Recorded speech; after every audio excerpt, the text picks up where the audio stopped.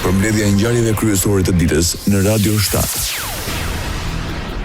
Koalicioni Bashkëqeverisës Vlen shpall listën e ministrave që do të jetë pjesë e kabinetit të riformatuar të kryeministrit Histria Mickovski. Me ndryshimet e reja, Vlen deklaron se do të vazhdojë me vendosmëri rrugën e ndryshimit, duke sjellë energji të reja profesionist dhe një qasje të përgjithshme në qeverisje. Bashkëkryetari i Vlen, Izet Mexhiti, paraqiti ndryshimet. Ministria për marrëdhënie midis bashkësive, të cilën do udhëheq Agom Ferati. Ministrinë e Drejtësisë do udhëheq profesori mirënjohur universitar Jeton Shasivari. Ministrinë e Kulturës dhe Turizmit Sedat Sulejmani, ndërsa në ekzekutivin e ri do vazhdojnë të qeverisin dhe të menaxhojnë dikasteret e njëjta zëvendës kryeministri i parë dhe ministër për çështje europiane zoti Bekim Sali, ministër i ekonomisë zoti dhe i punës zoti Besar Durmishi dhe ministër për ambientin jetësor dhe planifikim hapësinor, po ministri i ekologjisë zoti Muhamet Hoxha.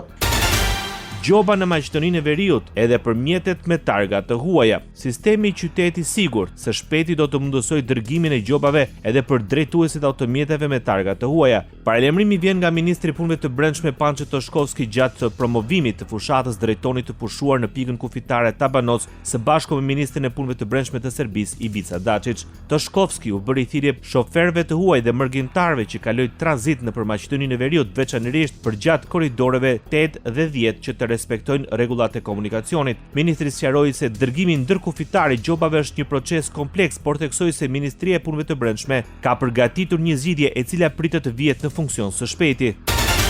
Ministria e Punëve të Brendshme e Maqedonisë së Veriut paralajmëroi marrjen e masave për të mos lejuar radhët e gjata për hyrje në kufi. Një prej shembujve pozitiv për atë se si duhet të funksionojë një pikë kufitare është pikërisht ai i Tabanosit. Arritëm që periudha kohore për tranzit të qytetarëve tanë, që më herët kishte arritur deri në 4 orë pritje, sot e ulim në gjysmore, deklaroi ministri Pançe Toshkovski. Sipas tij, me shtimin e fluksit, koha e pritjes nuk do të jetë më gjatë se 1 orë edhe në ditët në vijim. Zëvendës ministre e transportit dhe lidhjeve në Maqedoninë e Veriut, Kaltrina Zekolli, vlerëson se transporti ajror po shënon përparim përmes investimeve në siguri, teknologji dhe zgjerim të lidhjeve me destinacione të reja. Mesazhi erdhi gjatë vënies të funksion të sistemit të ri tomografik për kontrollin e sigurisë së bagazhit të dorës. Sipas tij, investimi për 1 milion eurosh e vendos Maqedoninë e Veriut në artën e vendeve që zbatojnë teknologjitë më të avancuara në këtë fushë, duke qenë sistemi i parë i këtij lloji në Ballkan. Në 2 vitet e fundit janë hapur 28 destinacione të reja, ndërsa këtë vit pritet që numri i pasagjerëve të kalojë 3.5 milion, duke vendosur si një nyje gjithnjë më e rëndësishme e transportit ajror, deklarojnë nga Ministria e Transportit e Maqedonisë së Veriut. Ministri i Administratës Publike në Maqedoninë e Veriut, Goran Minçev, njoftoi për rritje të pagave në administratë me 40% deri në vitin 2028. Sipas tij, në një dialog partneriteti me sindikatët u arrit një marrëveshje historike përmes marrëveshjes kolektive, e cila siguroi një rritje të vazhdueshme të pagave të nëpunësve administrativ me 40%. Ministri e konsideron si hap të rëndësishëm miratimin e ligjit për udhëheqësit e lartë, duke theksuar se mandati për ushtrues e tyre do të jetë kufizuar në 6 muaj. Siç shtoi, modeli i ri parashikon një njoftim publik, verifikimin e kushteve, renditjen dhe përzgjedhjen e kandidatëve më të mirë, duke lidhur kështu pozicionet e larta me njohuritë, kompetencën, përvojën profesionale dhe integritetin. Rajoni.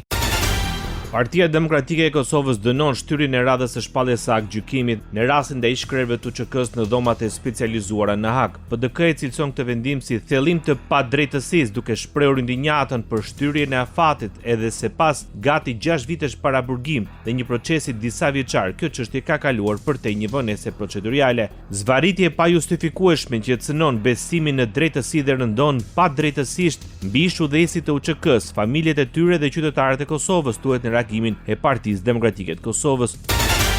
Organizata e veteranëve të luftës së UÇK-s i bashkohet kritikave për caktimin e 16 shtatorit si datë për shpalljen e gjykimit në rastin e ish-krerëve të UÇK-s në dhomat e specializuara në Hag. Përmes një reagimi publik, Organizata e veteranëve të luftës së UÇK-s deklaron se caktimi i kësaj date përbën një tjetër raund të poshtrimit publik ndaj Hashim Thaçit, Kadri Veselit, Recep Selimit dhe Jakub Krasniqit. Sipas organizatës, shtyrjet e njëpasnjëshme të maskuara si përgjigje ndaj vëllimit dhe kompleksitetit vërtetojnë atë që është tekstuar që në fillim se ky proces është thjesht në shërbim të politikës së Serbisë dhe aleatëve të saj me qëllim që të ulë në bankën e të akuzuarve luftën çlirimtare, ndërkohë që amniston makinerinë genocidiale të shtetit fashist serb duke e shpëtuar nga llogaridhënia.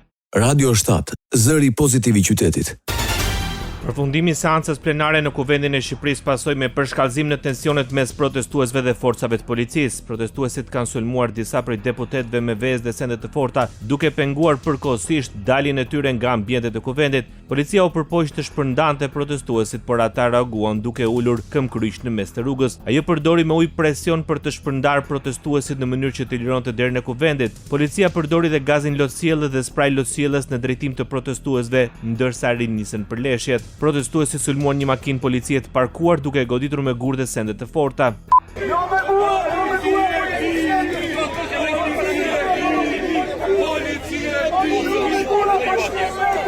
Policia e shtetit njoftoi se deri në këtë moment janë shoqëruar 18 shtetas, ndërsa 9 punonjës policie kanë mbetur të dëmtuar dhe po marrin ndihmën mjekësore.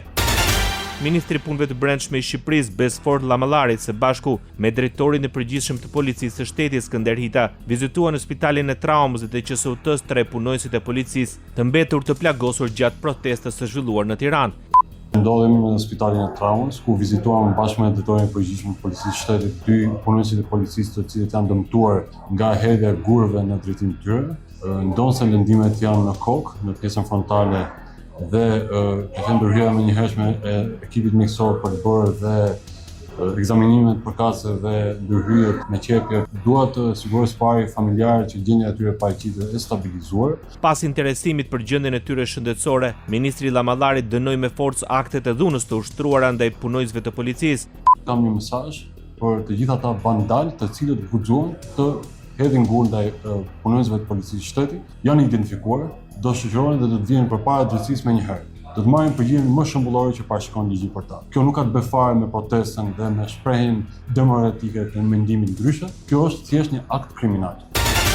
Kryetari i grupit parlamentar të Partisë Socialiste Taulant Balla shpreu mbështetjen ndaj policisë së shtetit pas sulmeve të protestuesve ndaj efektivëve. Në një prononcim për mediat jashtë sallës së Kuvendit, Balla u shpreh se protesta është ndarë në 2 pjesë. Kemi protestuesit e vërtet dhe ata që kanë precedent penal.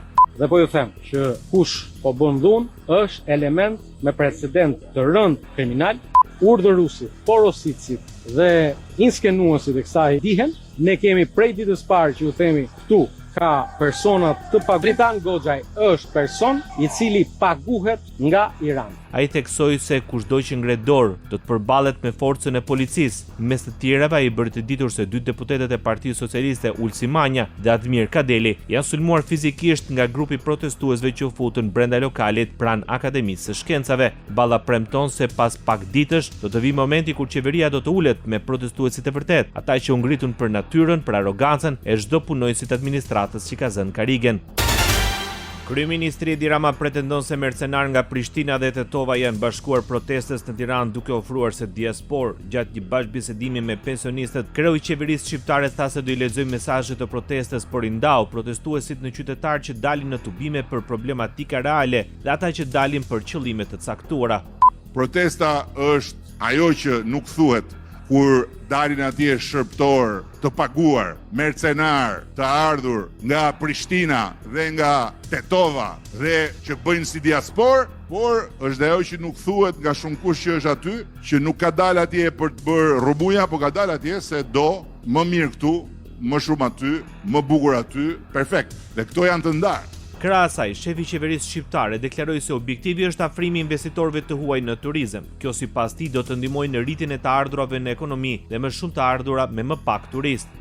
Shqipëria nuk mundet dot t'i konsiderojë investimet e huaja kërcënim për sovranitetin dhe për integritetin territorial edhe për advetarin dhe patriotizëm nuk është të refuzosh investimet e huaja. Patriotizëm është të rrisësh kapacitetin ekonomik të vendit dhe të rrisësh volumin e të ardhurave në xhepin e pensionistëve, në xhepin e atyre që i shërbejnë shtetit dhe patjetër edhe në xhepin e bizneseve. Kryetari i Partisë Demokratike Sali Berisha dënoi ndërhyrjen e policisë së shtetit gjatë protestës së zhvilluar para kuvendit. Përmes rrjeteve sociale ai cilësoi atë si dhunë ndaj protestës paqësore, duke kërkuar lirimin e të gjithë personave të ndaluar. Berisha akuzoi kryeministrin Edi Rama dhe kryetarin e grupit parlamentar të Partisë Socialiste Tauland Balla se kanë urdhëruar përdorimin e forcës ndaj protestuesve.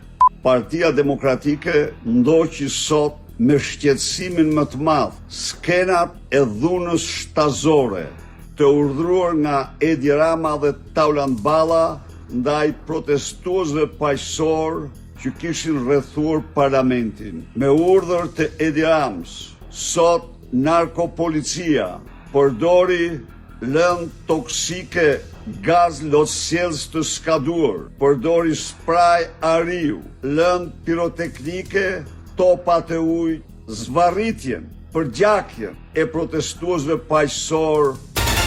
Kufizohet orari i punës në gjykatën e shkallës së parë në Tiranë. Sipas urdhrit firmosur nga kryetari i gjykatës Gert Hoxha, nga data 6 korrik deri më 31 gusht, sportelet do të jenë të hapura për qytetarët nga ora 8 deri në orën 13. Pas këtij orari nuk do të ketë shërbime me përjashtim të rasteve emergjente. Në urdhër thuhet se vendimi është marrë për shkak të temperaturave të larta që kanë përfshirë vendin dhe që pritet të vijojnë edhe gjatë muajit korrik.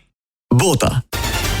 Bashkimi Evropian vendos taksa për të gjitha produktet që blihen online përmes kompanive kineze. Unioni heq përjashtimin doganor që lejonte që dërgesat e vogla nga vendet e treta të hynin në blok pa paguar dogan. Kjo do të thotë se konsumatorët europian nuk do të blejnë më madhra përmes platformave të njohura kineze si Shein, Temu dhe AliExpress me kushtet e deri tanishme. Komisioni Evropian njofton se nga një koriku blerjet online jashtë Bashkimit Evropian me vlerë deri në 150 euro nuk janë më të përjashtuara nga dogana. Presidentja e Komisionit Evropian Ursula von der Leyen tha se ky ndryshim synon të krijojë kushte më të drejta për kompanitë europiane dhe të sigurojë mbrojtje më të mirë për konsumatorët. Rusia mbyll një pjesë të kufirit të saj me Bashkimin Evropian. Me një dekret të firmosur nga kryeministri Mikhail Mishustin, qeveria ruse pezulloi për një afat të pacaktuar qarkullimin e personave, automjeteve, mallrave dhe dërgesave tregtare në 7 pika të rëndësishme kufitare me Finlandën, Estoninë dhe Letoninë. Vendimi përfshin rajonin e Leningradit, 2 pika kufitare në Kareli, kalimet mes Shën Petersburgut dhe Finlandës, rajonin e Pskovit, si dhe kufirin mes Rusisë dhe Letonisë. Pikat e mbyllura janë ndërnyet më të rëndësishme të transportit e kuroror mes Rusisë dhe Bashkimit Evropian. Dokumenti përbëhet vetëm nga vendimi administrativ për mbylljen e pikave kufitare pa shpjeguar shkaqet për të.